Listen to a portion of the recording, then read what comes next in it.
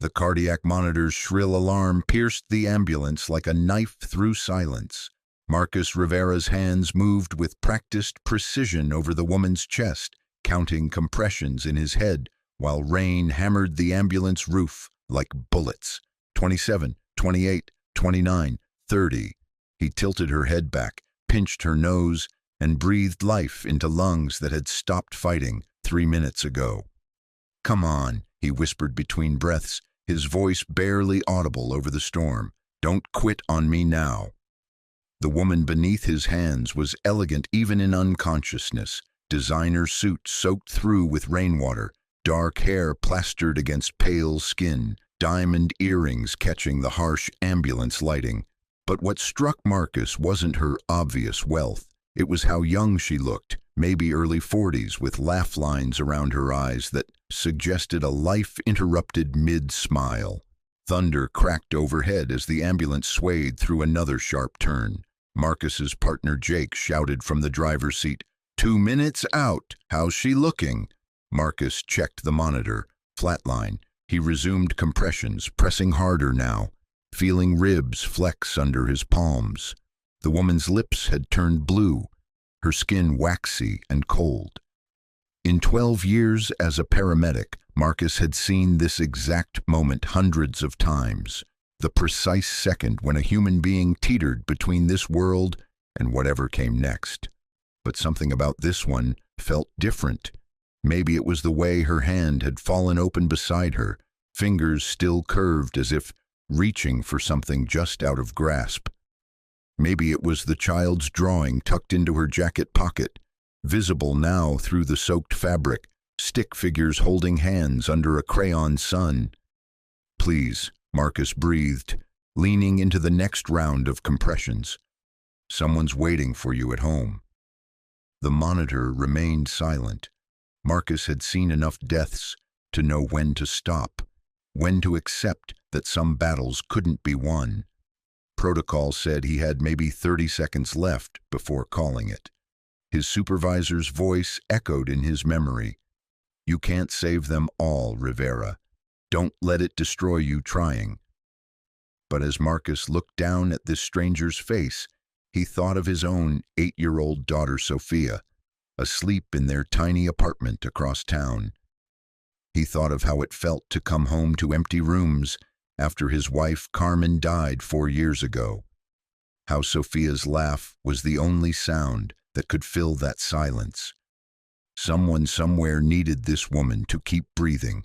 Marcus locked his hands together and pressed deeper, harder than he'd ever dared before. "Fight," he commanded, his voice cracking. "Fight for whoever's waiting." The ambulance lurched to a stop. Hospital lights flooded through the windows. Jake burst through the rear doors with the emergency team behind him, but Marcus didn't stop. He kept pushing life into lungs that refused it, kept demanding a heartbeat from a heart that had gone silent. "Marcus, step back," Dr. Patricia Huang ordered, moving to take over. "Let us—" The monitor suddenly erupted in sound, a single beep, then another, then a rhythm, weak but unmistakable. The woman's chest jerked violently. She gasped, a harsh, desperate sound like someone drowning in reverse. Her eyes flew open, wild and unfocused, searching the chaos around her until they locked onto Marcus's face. For a moment that stretched longer than time, she stared at him. Her lips moved, forming words that came out as barely a whisper. Marcus leaned closer, the emergency team freezing around them as if sensing something sacred was happening. "My daughter," she breathed, her voice raw from the breathing tube. "Elena, she's alone." Then her eyes rolled back and she lost consciousness again, but this time with a steady heartbeat carrying her towards safety. The emergency team swept her away into the hospital, leaving Marcus standing in the empty ambulance, rain still drumming overhead. He stared at his hands, still trembling from the compressions, and tried to process what had just happened. In 12 years of saving lives, no one had ever spoken to him in that moment between death and return. But this woman, this stranger, had used her first breath to speak of her daughter. Marcus didn't know that the woman was Victoria Ashford, CEO of Ashford International, worth $3.2 billion. He didn't know her daughter Elena had been waiting in a mansion across town for her mother to come home from what should have been a routine business dinner. He didn't know that Victoria's car had been forced off the rain-slicked highway by someone who wanted her dead. And he certainly didn't know that by saving her life, he had just stepped into a world that would test everything he believed about justice, family, and what one man could do when powerful people wanted him to disappear. If you're enjoying this story so far, don't forget to hit the like button and subscribe. Drop a comment telling me where in the world you're watching from. I love hearing from you.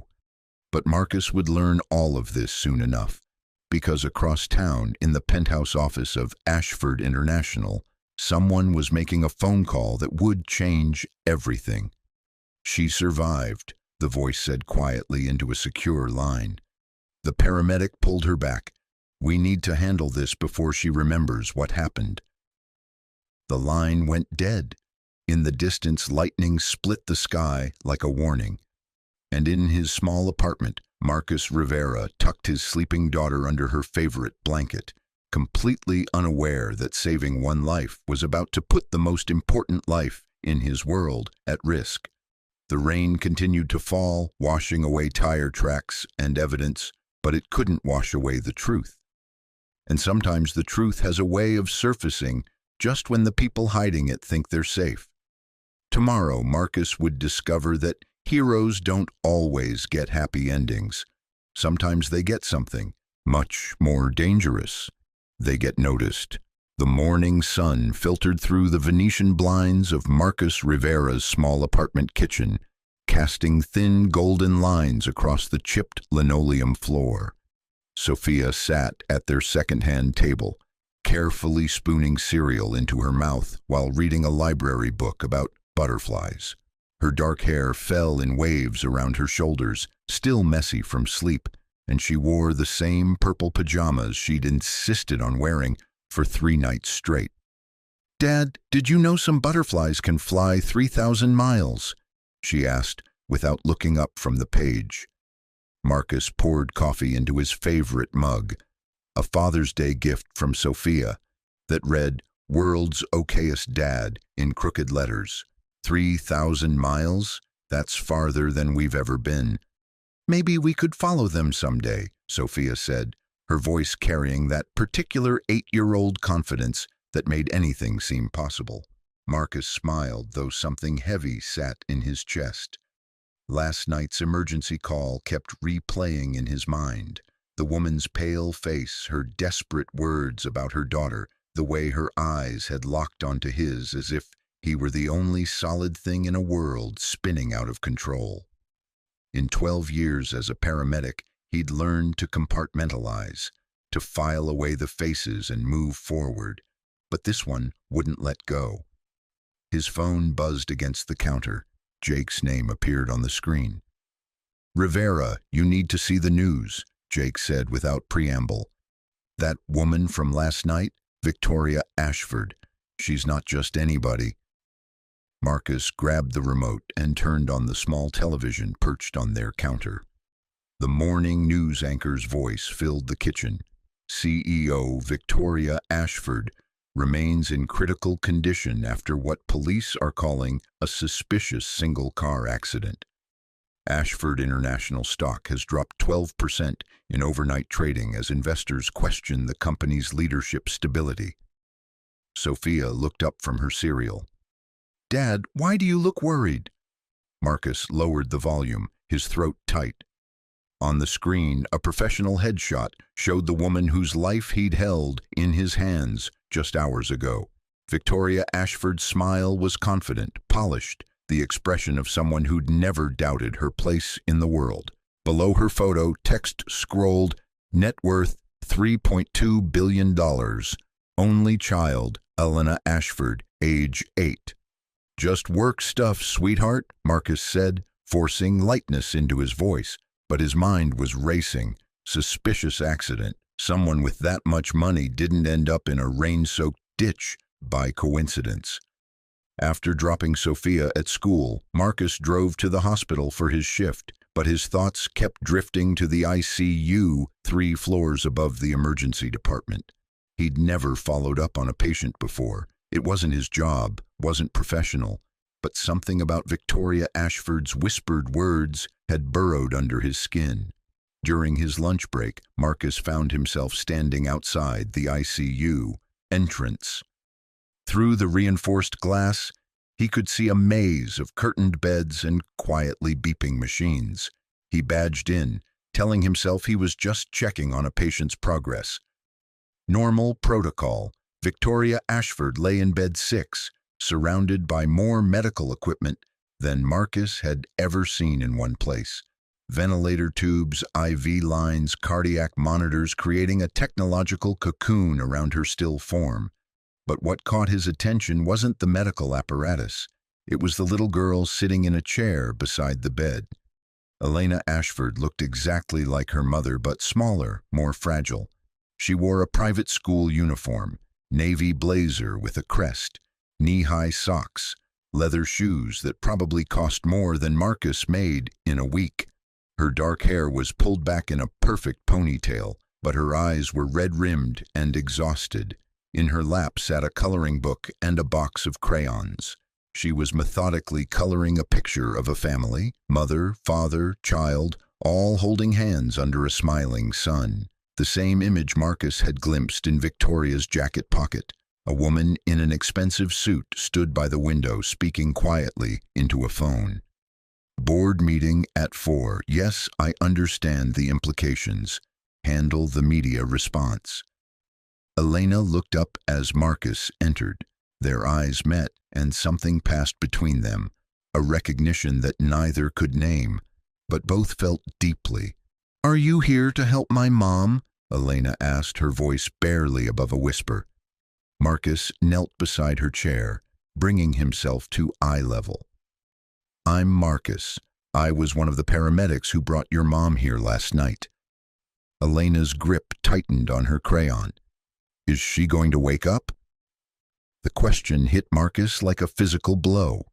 He thought of Sophia, imagined her sitting in this same chair, asking this same question about him. "The doctors are taking very good care of her. Your mom's strong." "Everyone keeps saying that," Elena said, returning to her coloring with mechanical precision. "But they won't tell me when she's coming home." The woman by the window ended her call and approached them. "Elena, honey, we should let the medical staff work." She looked at Marcus with polite suspicion. "I'm sorry. Are you authorized to be here?" "I was on the ambulance crew," Marcus explained, standing. "I just wanted to check on her progress." The woman, Marcus assumed she was some kind of family assistant, smiled with practiced politeness. "That's very kind. I'm sure Mrs. Ashford would appreciate knowing her medical team cares so much." But as Marcus turned to leave, Elena's small voice stopped him. "Wait." She tore out the page she'd been coloring and held it toward him. "Will you give this to my mom when she wakes up?" Marcus took the drawing carefully. In crayon colors that seemed too bright for this sterile place, Elena had drawn 2 figures holding hands, one tall, one small. At the bottom, in careful 8-year-old handwriting, she'd written, "I'm waiting for you, Mommy." "I'll make sure she gets it," Marcus promised, his voice rougher than he intended. Elena nodded solemnly, then returned to her coloring book as if their entire interaction had been a dream. Marcus carried the drawing with him for the rest of his shift, tucked carefully in his uniform pocket. Every time he ran a call, every time he helped load a patient into the ambulance, he thought about Elena Ashford sitting alone in that hospital room, coloring families while her mother fought for her life 3 feet away. That evening, after Sophia had fallen asleep, reading in his bed, Marcus sat at their small kitchen table with his laptop open. He told himself he was just curious, just doing what any concerned paramedic might do. But as he typed Victoria Ashford accident into the search bar, he knew he was crossing a line he'd never crossed before. The search results painted a picture that made his stomach clench. Victoria Ashford wasn't just wealthy, she was a whistleblower. 3 months ago, she'd testified before Congress about illegal defense contracts, exposing a web of corruption that reached into the highest levels of government. The article mentioned death threats, corporate espionage, a FBI protection detail that had been mysteriously withdrawn just days before her accident. Marcus leaned back in his chair, processing the implications. This wasn't a random tragedy. Someone had tried to kill Victoria Ashford, and they'd nearly succeeded. His phone rang, jolting him from his thoughts. Unknown number. Hello? Is this Marcus Rivera? The voice was male, professional, cold. Who's asking? Someone who appreciates your service last night. The Ashford family would like to express their gratitude properly. There's an envelope waiting for you at the hospital reception desk. The line went dead before Marcus could respond. He stared at his phone, an icy feeling spreading through his chest. How did they know his name? How did they get his personal number? 20 minutes later, Marcus stood at the hospital reception desk, accepting a thick manila envelope with his name written across it in elegant script. Inside was a check for $50,000 and a single sheet of letterhead from Ashford International. The message was brief. Thank you for your service. This matter requires discretion. Grateful regards, Ashford Family Trust. Marcus felt sick. $50,000 was more money than he'd ever seen at once. Enough to move Sophia to a better school district, to fix their ancient car, to stop worrying about rent every month. But the message was clear. Take the money and stay quiet. He thought of Elena in that hospital room, coloring pictures of families that might never be whole again. He thought of Victoria Ashford's whispered words. My daughter, Elena, she's alone. Marcus tore up the check. The next morning brought another call, this one to his supervisor at the ambulance service. Rivera, we need to talk, Captain Morrison said when Marcus arrived. For his shift. Morrison was a good man, a 20-year veteran who'd mentored Marcus through his early years, but today his face was tight with concern. They stepped into Morrison's small office, crowded with filing cabinets and motivational posters that had seen better days. Morrison closed the door and leaned against his desk. I got a call this morning, Morrison said without preamble. Someone asking questions about your employment record, your personal life. They wanted to know about disciplinary actions, medical history, financial stability. Marcus felt the blood drain from his face. What kind of someone?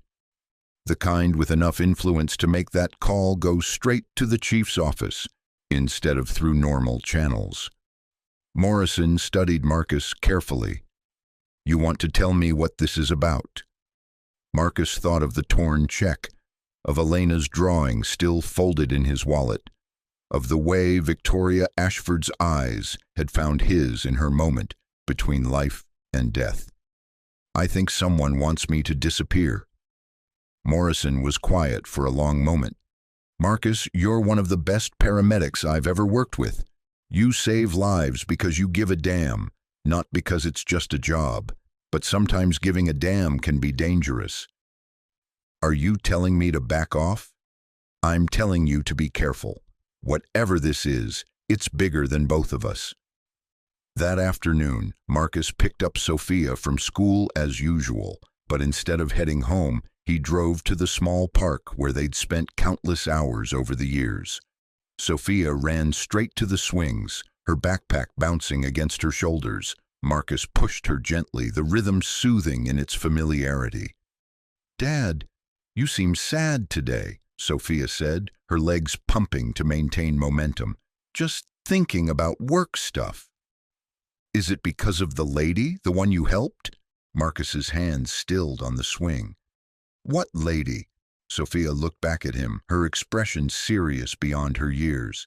The one who made you look different when you came home.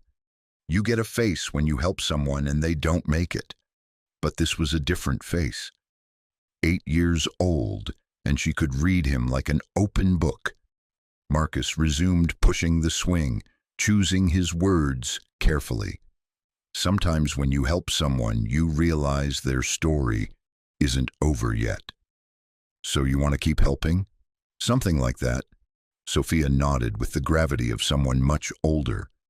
Mom always said helping people was the most important job in the world, even when it's hard. Marcus's throat tightened. Carmen had been a nurse, had met Marcus in the ER during his first year as a paramedic. She'd understood the weight of holding someone's life in your hands, the way it changed you from the inside out. "What do you think Mom would do?" Marcus asked. Sophia dragged her feet to stop the swing, then turned to face him fully. Mom would help, even if it was scary. That evening, after Sophia was asleep, Marcus drove back to the hospital. The ICU was quieter at night, fewer visitors, softer lighting. He badged in again, telling the night nurse he was following up on his patient. Victoria Ashford looked smaller in the bed than she had that morning, but her color was better. The ventilator had been removed, replaced by a simple oxygen cannula. Her eyes were closed, but her breathing was steady, natural. Elena was gone. Visiting hours were long over, but her presence lingered in small details. A stuffed elephant tucked against Victoria's shoulder, crayon shavings on the bedside table, a fresh drawing taped to the wall, a woman in a white coat with a stethoscope labeled "Best Mom Doctor Ever" in Elena's careful handwriting. Marcus pulled the drawing Elena had given him from his wallet and placed it on the bedside table where Victoria would see it when she woke up. As he turned to leave, a weak voice stopped him. "You're him, aren't you?" Victoria Ashford's eyes were open, focused, but exhausted. Her voice was hoarse from the breathing tube, barely above a whisper. Marcus turned back slowly. "You should rest. The doctors said—" "You pulled me back," Victoria continued as if he hadn't spoken. "I remember your voice, in the dark, telling me to fight." Marcus approached the bed cautiously. "How are you feeling?" Victoria's laugh was weak but genuine.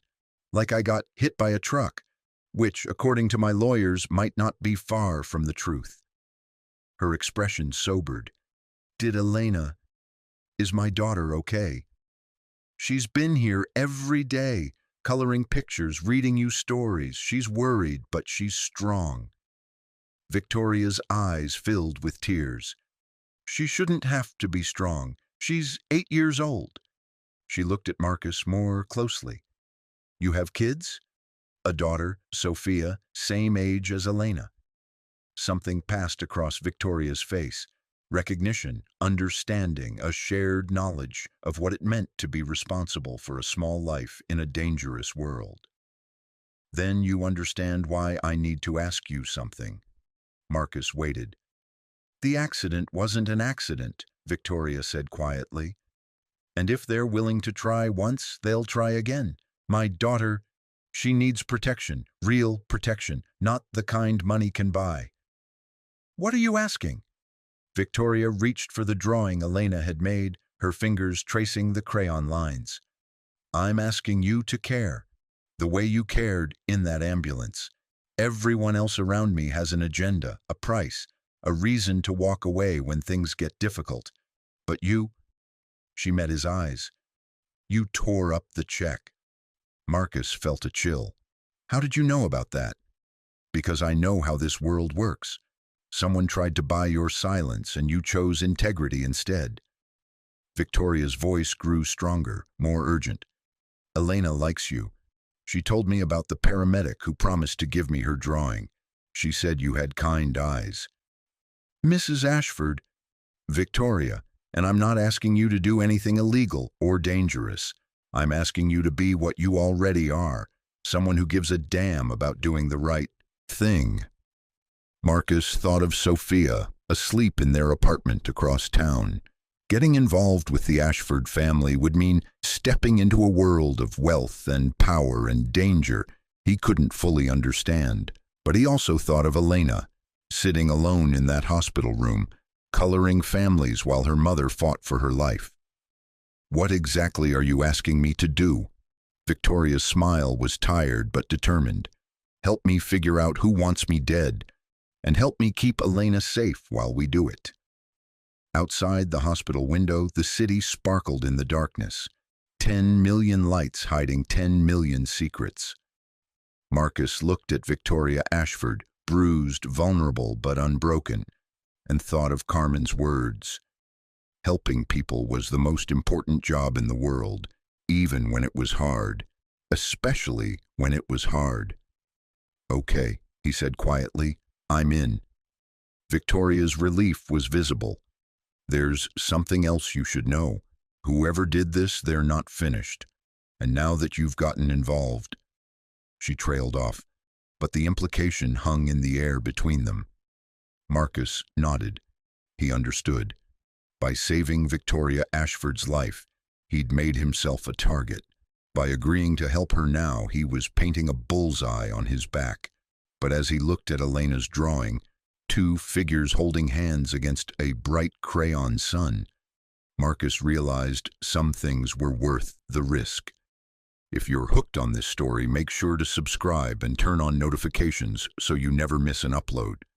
Your support means everything and helps me bring you more emotional stories like this one. Tomorrow, everything would change. Tomorrow, the real danger would begin. But tonight, in a quiet hospital room, a paramedic and a CEO made a pact that would either save two little girls' worlds or destroy them both. The first sign something was wrong came at 3:27 in the morning when Marcus's phone rang with a number he didn't recognize. "Dad?" Sophia's voice was small, terrified, barely audible through what sounded like static. Marcus shot upright in bed, instantly awake. "Sophia, where are you? You're supposed to be asleep in your room." "I'm hiding in the closet," she whispered.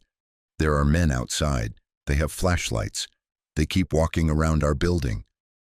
Marcus was already pulling on clothes, his heart hammering against his ribs. "Stay exactly where you are. Don't come out. Don't make any noise. I'm coming home right now." "Dad, I'm scared." "I know, baby. You're being so brave. Just stay hidden for 10 more minutes, okay?" Marcus hung up and called 911 as he ran to his car, but something cold settled in his stomach when the dispatcher told him all units were currently responding to other emergencies. No one available for at least 40 minutes. 40 minutes was too long. The drive across town felt like hours, though Marcus's speedometer showed he was pushing his old Honda harder than it had ever been pushed. He called Victoria's hospital room from the car. "They found us," he said when she answered, her voice groggy with pain medication. "Men watching my apartment. Sophia's hiding." "Oh, God!" Victoria's voice sharpened instantly. "Marcus, you need to get her and disappear. Tonight. Right now." "I can't just disappear. I have a job. A life." "You have a daughter who's about to become collateral damage in a war you didn't start." Victoria's words cut through his panic like ice water. "Listen to me carefully. There's a safe house in Millbrook, about 2 hours north, 37 Pine Street. The key is under the third flower pot on the porch." "How do you know about a safe house?" "Because I've been preparing for this possibility since the first death threat arrived 3 months ago." Victoria's voice carried a weight Marcus was only beginning to understand. "Take Sophia there. I'll handle everything else." "What about Elena, if they're targeting me?" "Elena's protected. Private security, bulletproof car, the works. But you..." "Marcus, they want you gone because you're the one person who can connect the dots. You saved my life, and someone very powerful wants that to have been a mistake." Marcus pulled into his neighborhood, scanning every shadow, every parked car. Everything looked normal, but normal could be an illusion when people wanted you to think you were safe. The men watching your building aren't there to hurt Sophia, Victoria continued. They're there to make sure you come home. You're the target. Marcus parked 3 blocks away and approached his building on foot, staying in the shadows. His phone buzzed with a text from an unknown number. We have your daughter. Come inside alone and she won't be hurt. His blood turned to ice. They have her, he whispered into the phone. No, Victoria said firmly. They're lying. Sophia called you from inside the apartment. Remember, she's still hiding. This is psychological warfare. They want you panicked and sloppy. Marcus crept closer to his building. Through his apartment window on the 2nd floor, he could see the faint glow of Sophia's nightlight.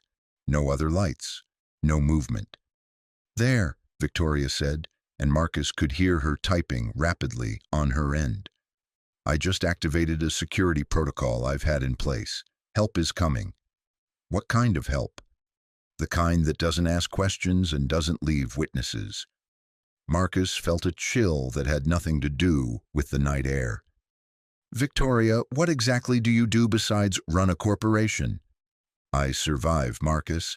I survive in a world where powerful people eliminate problems permanently. Her voice softened slightly.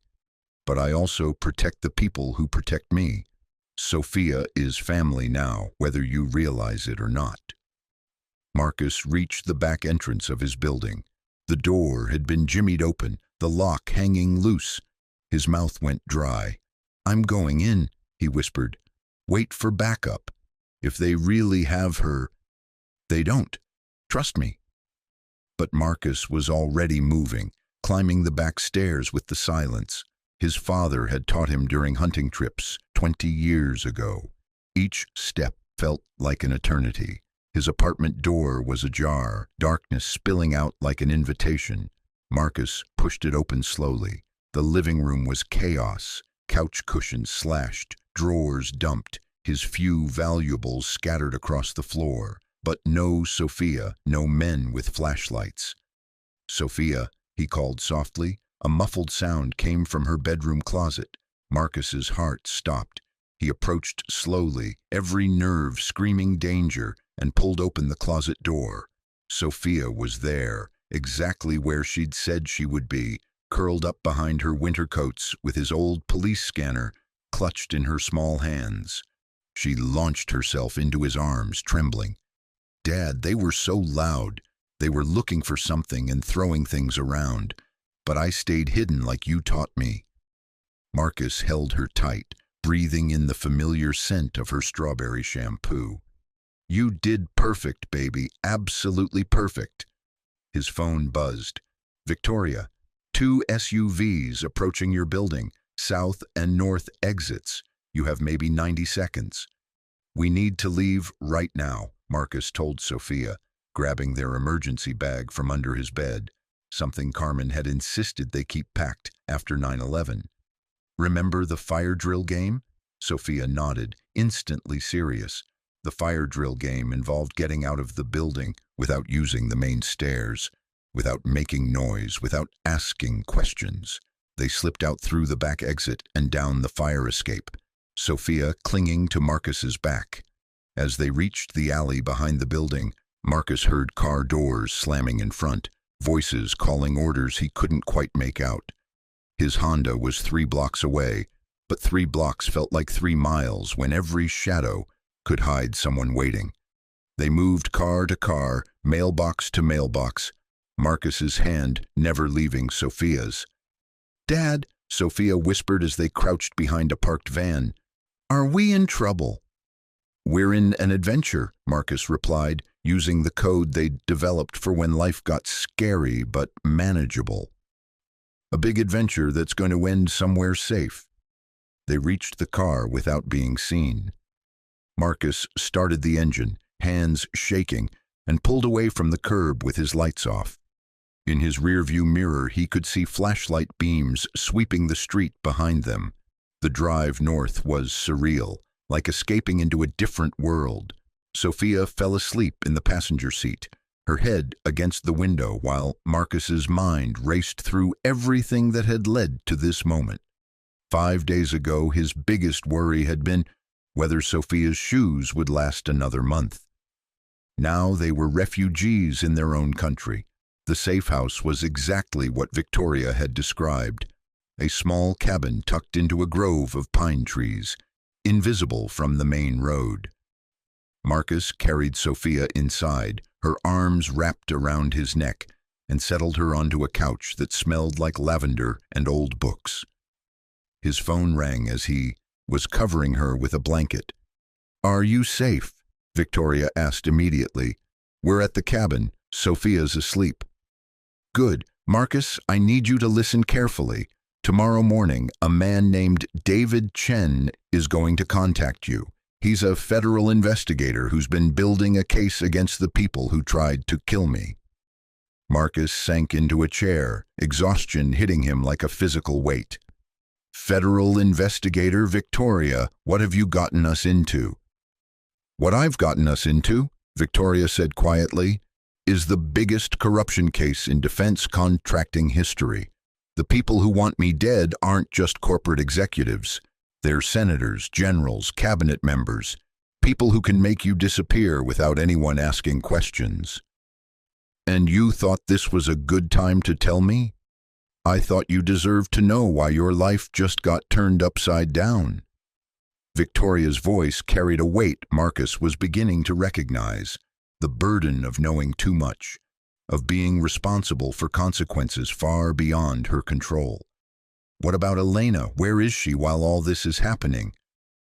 "Elena is—" Victoria paused, and Marcus heard something break in her voice. "Elena is the reason I can't run. She's safe for now, but if I disappear, if I stop fighting, she becomes a permanent target. The only way to protect her is to expose everything." Marcus looked at Sophia sleeping on the couch, her face peaceful in the moonlight streaming through the cabin windows. "How do we know this investigator isn't part of whatever conspiracy you're fighting?" "Because 3 months ago someone tried to kill him too. We're all in the same boat now, Marcus. The people who save lives, who tell the truth, who refuse to look the other way." The next morning brought David Chen, a compact man in his 50s with tired eyes and a briefcase full of evidence that made Marcus's head spin. Photographs of forged inspection records, audio recordings of conversations about eliminating witnesses, financial documents tracing money from defense contracts to offshore accounts. "Your testimony about Mrs. Ashford's accident could be the final piece," Chen explained as Sophia colored quietly at the kitchen table. "The medical evidence showing her injuries are inconsistent with a simple car crash, combined with your witness account of her condition, proves attempted murder." "And in return," Marcus asked, "witness protection for both of you until the trial, new identities if necessary, full federal protection." Marcus looked at Sophia, who was drawing butterflies with fierce concentration. "What if I say no?" Chen's expression was grave. "Then you spend the rest of your life looking over your shoulder, and these people eventually succeed in silencing everyone who threatens them." That afternoon, while Sophia napped, Marcus called Victoria from the cabin's porch. The conversation that followed changed everything. "Elena asked about you yesterday," Victoria said without preamble. "She wanted to know if the nice paramedic was coming to visit again."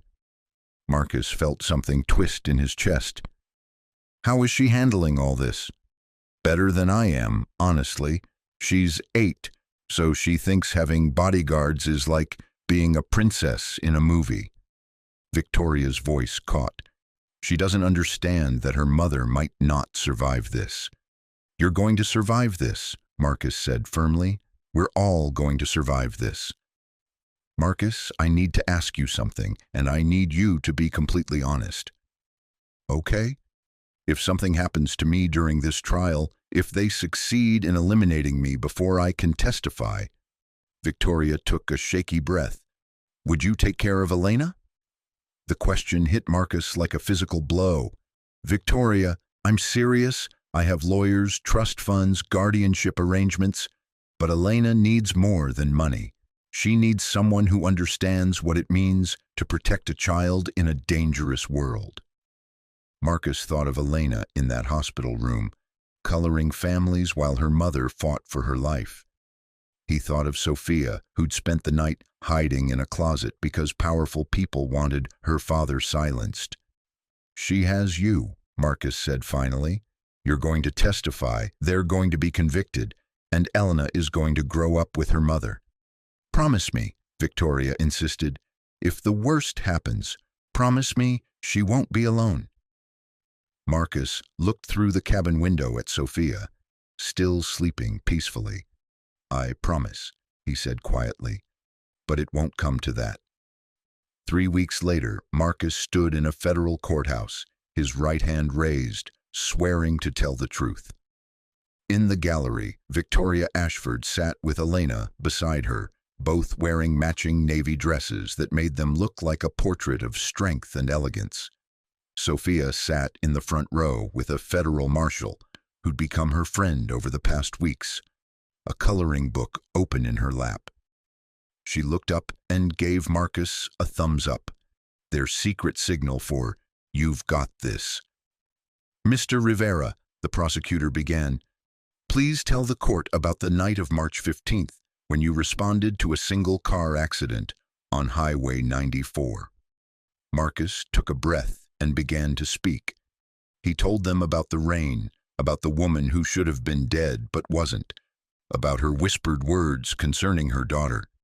He told them about the check he'd torn up, about the threats, about holding his 8-year-old daughter as she trembled in fear. When he finished, the courtroom was silent except for the soft sound of Elena's crayons moving across paper. The defense attorney was smooth, professional, dismissive.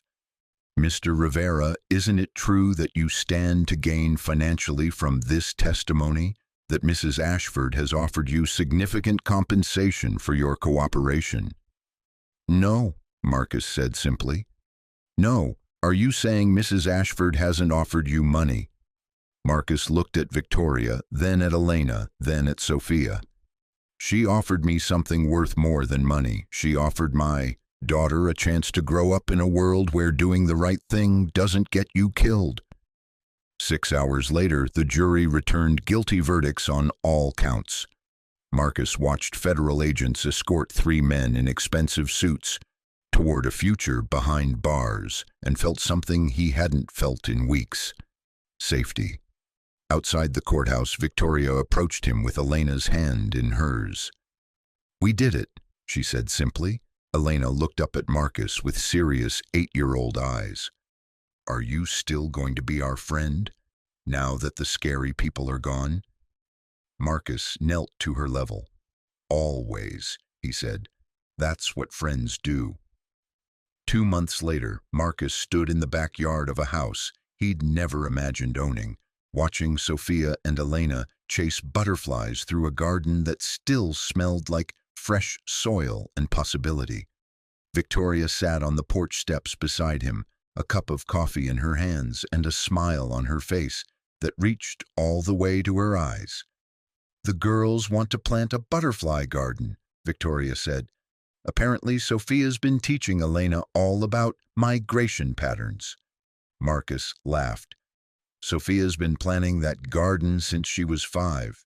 She just never had the space for it before."